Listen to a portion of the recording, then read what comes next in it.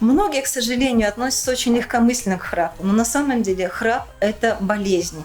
Причем эта болезнь касается как самого человека, разрушая его сердце и вызывая недостаточное кислородное снабжение мозга, так и все ближнее окружение. Я знаю одного пациента, ему 36 лет, но от него жена планировала сбежать, когда узнала, что в соседнюю спальню, конечно, что он будет СИПАП-терапия и будет работать компрессор, постоянный кислород, и ему будет поддаваться просто в организм.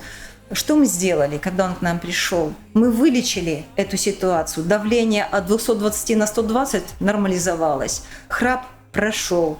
Сердечная деятельность нормализовалась, а раньше у него была асистолия. По 4 секунды у него сердце замирало в течение ночи. И кардиологи боялись, что он просто умрет однажды когда-нибудь от остановки сердца.